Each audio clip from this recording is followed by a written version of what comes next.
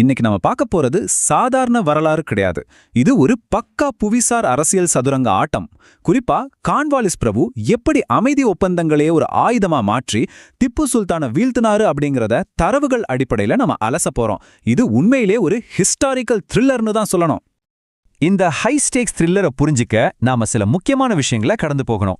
கார்ன்வாலிஸோட வியூகம் என்ன, மராத்தியர்களோட அவநம்பிக்கை, நிஜாம் கூட நடந்த தந்திரங்கள், ஒப்பந்த மீறல்கள், பிரெஞ்சுக்காரங்களோட அச்சுறுத்தல், அப்புறம் போருக்கான காய் நகர்த்தல்கள், இது எல்லாம் ஒவ்வொன்றா பார்க்கலாம். வாங்க நேரா விஷயத்துக்குள்ள போலாம். முதல்ல கார்ன்வாலிஸோட ஆக்கிரமிப்பு வியூகம். சரியா 1787ஆம் ஆண்டு டிசம்பர் மாசம் எதிர்காலத்துல வரப்போற ஒரு பெரிய போருக்காக தன்னோட ராணுவத்தையும் நிதித்துறையும் கார்ன்வாலிஸ் எப்படி வெறித்தனமா தயார்படுத்தினாருன்னு இப்ப பார்க்கலாம். இந்த 13 அப்படிங்கிற எண் ஒரு மிகப்பெரிய இழப்பை குறிக்குது. ஆமாங்க, வட அமெரிக்காவுல ஆங்கிலேயர்கள் இழந்த 13 காலனிகள் தான் அது. இவ்வளவு பெரிய அடியை வாங்கின பிறகு அதை ஈடு செய்ய அவங்களுக்கு வேற ஒரு இடம் தேவைப்பட்டுச்சு. அதுக்காக அவங்க கண்ணுல பட்டதுதான் நறுமணப் பொருட்களும் மரவளங்களும் கொட்டி கிடக்கிற நம்ம மலபார் பகுதி.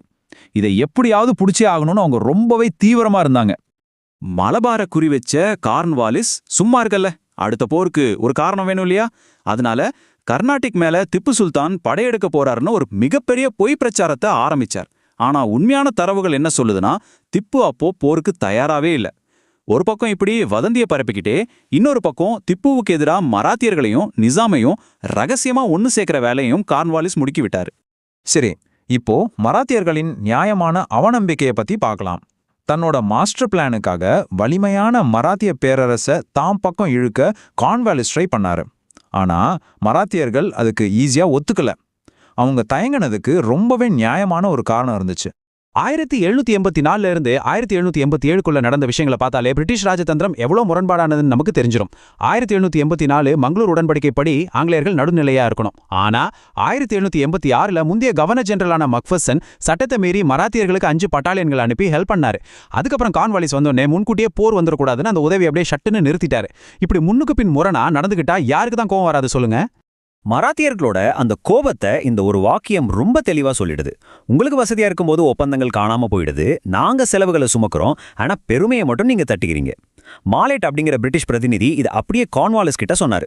மராத்திய அமைச்சர் நானா பட்னவிஸ் கார்ன்வாலிஸோட இந்த ஒருதலைபட்சமான டீலை முற்றிலுமா நிராகரிச்சிட்டாரு. பிரிட்டிஷ்காரங்களோட இரட்டை வேடத்தை இது அப்பட்டமா தோல் உரிச்சு காட்டுது இல்லையா? அடுத்து நிஜாமுடனான தந்திர பேச்சுவார்த்தைகள்.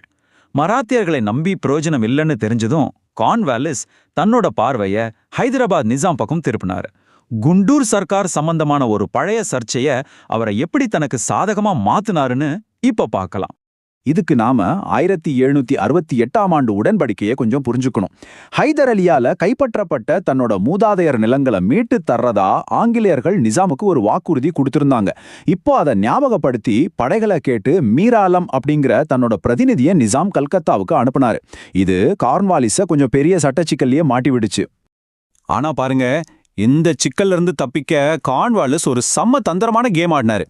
பழைய ஒப்பந்தத்தை ஏத்துக்கிட்டு நிஜாமுக்கு படைகளை தர சம்மதிச்சாரு. ஆனா அங்க ஒரு சின்ன ட்விஸ்ட். அந்த படைகள் கம்பெனியோட நண்பர்களை தாக்கக்கூடாதுன்னு ஒரு லிஸ்ட் கொடுத்தாரு.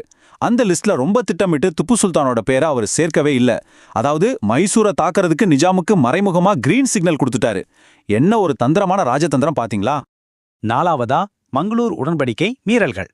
ஒரு பக்கம் கல்கட்டாவில் கார்ன்வாலிஸ் சட்டத்தில் இருக்கிற ஓட்டைகளை தேடி கண்டுபிடிச்சு ப்ளே பண்ணிக்கிட்டு இருந்தாருன்னா, தெற்கே களத்தில் ஆங்கிலேயர்களோட ஆட்டம் அப்பட்டமான சட்ட மீறலாக தான் இருந்துச்சு. அதிகாரப்பூர்வமா பார்த்தா மங்களூர் உடன்படிக்கை பரஸ்பர அமைதியை பத்தி பேசுச்சு. ஆனா ரியாலிட்டி கம்ப்ளீட்டா வேற. திப்புவோட கட்டுப்பாட்டுல இருந்த திண்டுக்கல்ல சூறையாடுனாங்க, கண்ணனூர் கோட்டைகளை அடிச்சு நொறுக்குனாங்க, சட்டவிரோதமா வரி வசூல் பண்ணாங்க. அது மட்டும் இல்லாம தலைச்சேரிக்கு தப்பியோடிய கிளர்ச்சியாளர்களுக்கு அடைக்கலமும் கொடுத்தாங்க. இதெல்லாம் எந்த வகையிலங்க நியாயம்? இது ஒரு முழுமையான ஒப்பந்த மீறல் தானே. இதையெல்லாம் பார்த்துட்டு திப்பு சுல்தான் சும்மா இருப்பாரா? உடனே ரொம்ப அதிரடியான எதிர் நடவடிக்கைகள்ல இறங்கினாரு. மவுண்ட் தெல்லி அவங்க கிட்ட ஒப்படைக்கிறத லேட் பண்ணாரு. ரொம்ப முக்கியமா மிளகு, ஏலக்காய், சந்தனம்னு பல அத்தியாவசிய பொருட்களோட வர்த்தகத்தை ஆங்கிலேயர்களுக்கு கட் பண்ணி ஒரு பெரிய பொருளாதார அடியை கொடுத்தாரு. அது மட்டுமா, ஆங்கிலேயர்களுக்கு எதிராக உள்ளூர் ஆட்சியாளரான சித்திரக்கால் ராஜாவையும் தூண்டிவிட்டாரு. இது ஆங்கிலேயர்களுக்கு விழுந்தா ஒரு பலத்த அடி. 5வதா பிரெஞ்சுக்காரர்கள் மற்றும் அதிகார சமநிலை.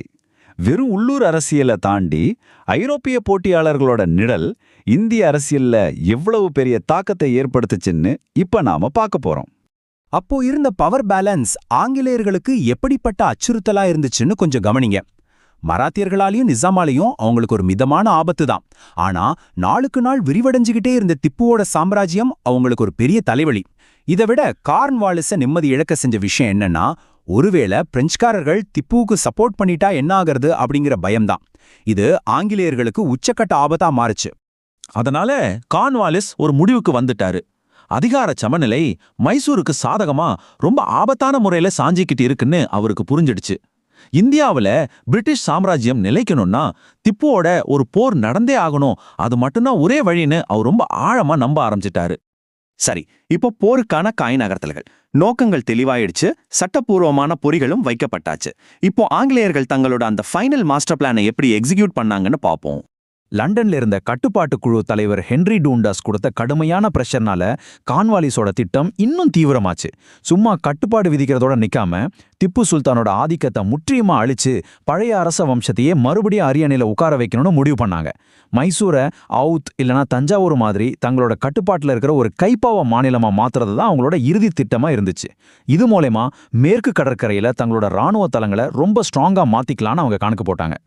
நம்ம பார்த்த இந்த தரவுகள் எல்லாமே ஒரு உண்மைய ரொம்ப அப்பட்டமா காட்டுது.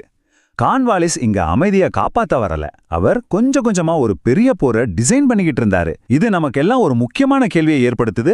அமைதி ஒப்பந்தங்கள் அப்படிங்கிறதே பின்னாடி செய்ய போற ஒரு பெரிய துரோகத்துக்காக திட்டமிட்டு வடிவமைக்கப்படுற ஒண்ணுதானா? அப்போ ராஜதந்திரம் அப்படிங்கிறது ஒரு போரோட ஆரம்பம் மட்டும்தானா? இதை கொஞ்சம் யோசிச்சு பாருங்க. மீண்டும் இதே மாதிரி ஆழமான சுவாரஸ்யமான ஒரு வரலாற்று பகுப்பாய்வுல சந்திப்போம்.